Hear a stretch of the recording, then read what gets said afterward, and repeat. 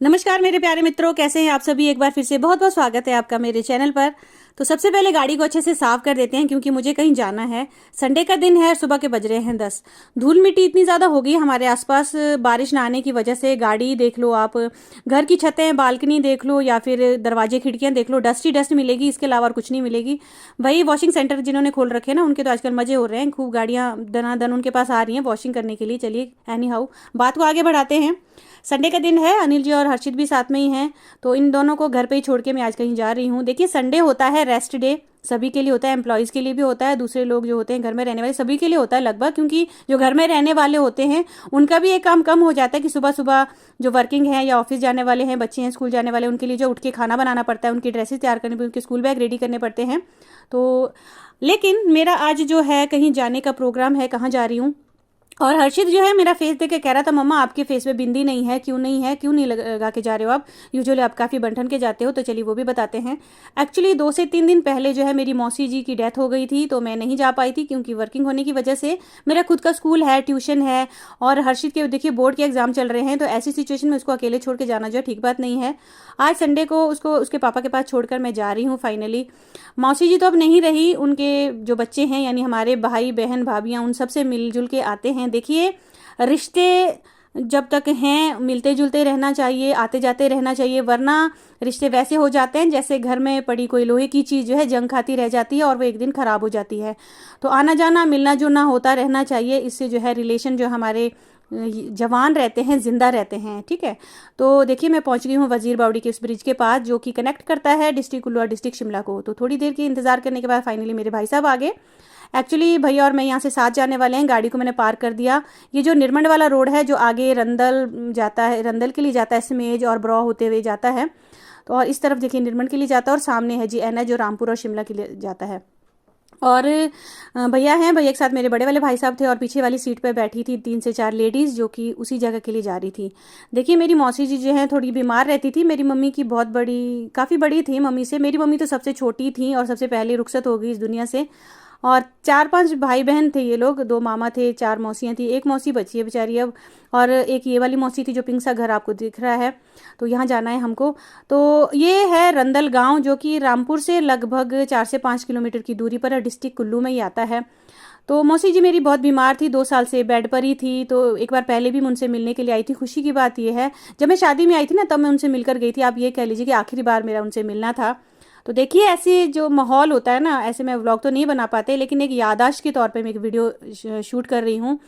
तो ये जो वही रूम है हमारे पहाड़ों में, या दूसरी जगह रिचुअल्स कैसे होंगे ये मैं नहीं कह सकती, लेकिन पहाड़ों में यही होता है कि जिस रूम में जो डेथ होती है उसी रूम में आने जाने वाले बैठते हैं। और कॉर्नर में देखिए एक दिया लगाया जाता है इस प्राणी के नाम का, जो भी जिनकी भी डेथ हुई होती है। और सामने जो फोटो आप देख रहे हैं ये मेरे मौसा जी की, इनकी डेथ तो बहुत पहले हो गई थी। और जो टोपी पहने ये मेरे भाई साहब हैं, इनसे ही मिलने के लिए हम आए थे।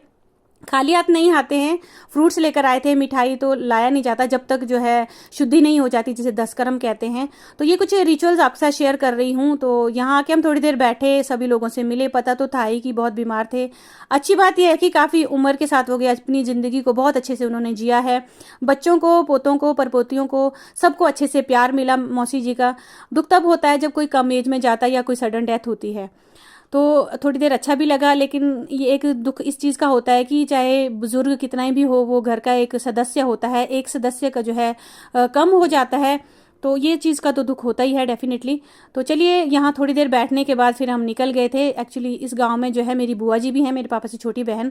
तो ये वही रास्ते हैं जिन रास्तों से आते थे हम बचपन में अपनी मम्मी पापा के साथ में। तो अब तो देखिए सुविधाएं हैं, रोड निकल गया है, गाड़ियों में आना जाना होता है। तो ये जो बहुत बड़ा पीपल का पेड़ आप देख रहे हैं ये है जी देवस्थान। रंदल गांव का बीचों बीच जगह है ये, देवस्थान इसे कहते हैं। यहाँ पे नाटियाँ वगैरह लगती हैं जब फंक्शंस होते हैं, या फिर स्कूल के जो कार्यक्रम वगैरह आयोजित किए जाते हैं वो भी यहीं पर ही होते हैं। तो थोड़ी देर बैठे हम मौसी जी के घर पे। तो वहाँ पे भी क्या होता है कि मौसी जी तो बहुत एज की थी, और मेरी मम्मी जो है सबसे छोटी थी, तो सबसे पहले वो चली गई हैं, कम एज में मेरी मम्मी चली गई। तो इस वजह से हमारे साथ सबसे ज़्यादा अटैचमेंट भी है, इमोशंस भी हैं, तो थोड़ा रोना आ ही जाता है ऐसी जगह पे जाते जाके। तो काफ़ी आगे चलने के बाद देखिए ये भी हमारी मौसी जी हैं। तो देखिए एक रिचुअल्स और है कि जब तक शुद्धि नहीं हो जाती, तेरहवीं नहीं हो जाती है, तो थोड़ा सा शुद्धिकरण किया जाता है। तो गौमूत्र को जो है शुद्ध माना गया है, तो हमने अपना शुद्धिकरण गौमूत्र से किया और उसके बाद अपनी बुआ के घर गए। वैसे तो नहाना पड़ता है, तो लेकिन चलिए कोई बात नहीं, गौमूत्र से भी शुद्धिकरण हो जाता है। गाँव के रिचुअल्स हैं, आप माइंड मत कीजिएगा। तो चलते चलते देखिए ये हमें कोठी नजर आई, एक मतलब ये भी एक देवस्थान है, जम्बू देवता जी की कोठी है। हर गांव के अंदर देखिए एक मंदिर होता है और एक कोठी होती है। कोठी मुझे पहले मालूम नहीं था, लेकिन काफ़ी समय के बाद जब मैंने पूछा सबसे कि कोठी इसे क्यों कहते हैं जबकि देवता जी तो मंदिर में रहते हैं, कहते कोठी वो होती है जिसमें देवताओं जी का जो है सामान रखा जाता है, लाइक जो देवता जी की जो पालकी होती है या बाजा होता है या दूसरा सामान होता है, तो ये भी देवस्थान ही माना जाता है। तो वहाँ से आगे चलने के बाद हमें गांव के लोग मिलते गए, उनके प्रणाम करते करते हम काफ़ी आगे गए। तो यहाँ पे एक मंदिर और भी है रंदल गांव के अंदर, ये महावीर का मंदिर है। तो महावीर का मंदिर इसमें का मतलब है हनुमान जी का मंदिर। तो ये तो बंद है इस वक्त, दिन के समय ये बंद रहता है। तो काफ़ी अंदर से हमने बाहर से मतलब दर्शन किए, अंदर तो हम नहीं जा सकते थे ऐसे समय पे। तो चलते चलते ये रंदल गांव का जो मेन गलियां तो नहीं कहूँगी मैं, सीढ़ियाँ ही हैं अब तो। देखिए हर गांव में जो है मनरेगा के तहत काफ़ी अच्छे रास्ते बन गए हैं, सीढ़ियाँ काफ़ी अच्छी बन गई हैं और मिट्टी से लिपे हुए मकान आज भी मौजूद हैं याददाश्त के तौर पे।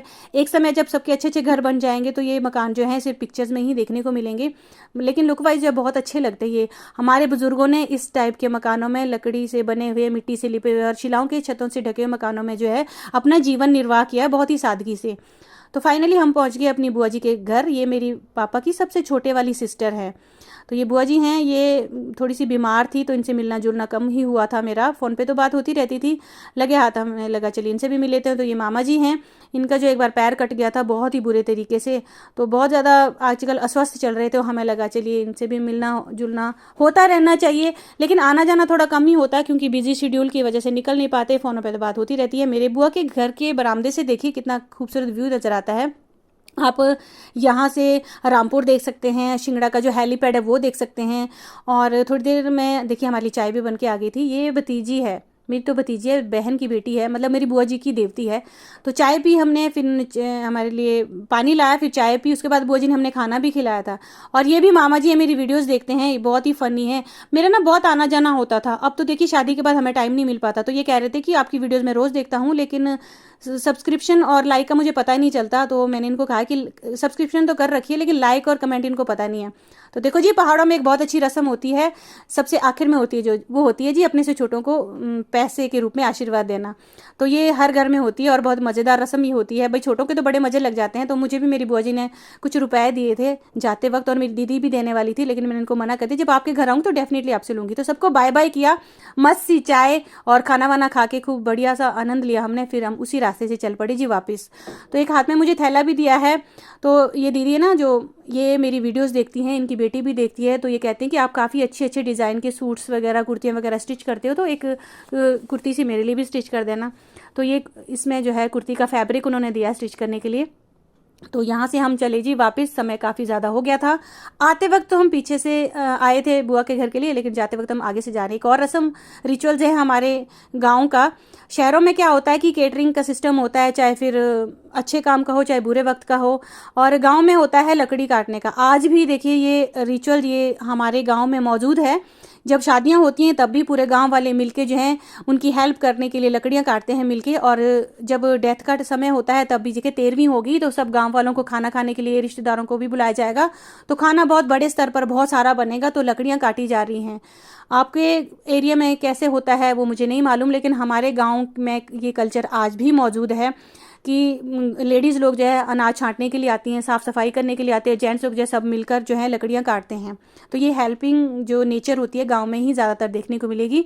तो फाइनली सफ़र में आगे बढ़ते हुए मैं पहुंच गई उसी जगह पे जहाँ पे मैंने स्टार्ट किया था अपना सफ़र। भैया को किया जी बाय बाय और फिर मैं चली वापस। तो भैया लोग तो गए अपने घर और मुझे भी जाना है अपने घर, क्योंकि घर पे हर्षित और अनिल जी कर रहे थे मेरा इंतज़ार। तो बस ऐसा ही था आज का सफ़र। चाहे देखिए एक एक करके हमारे जो बुज़ुर्ग लोग हैं वो जाते जा रहे हैं, दुख तो बहुत होता है, लेकिन खुशी इस बात की होती है कि काफ़ी अच्छा जीवन उन्होंने जिया, बहुत अच्छी उनकी सेवा हुई। आज का इमोशनल ब्लॉग बस ऐसा ही था। मिलूंगी नेक्स्ट वीडियो में, टिल देन बाय।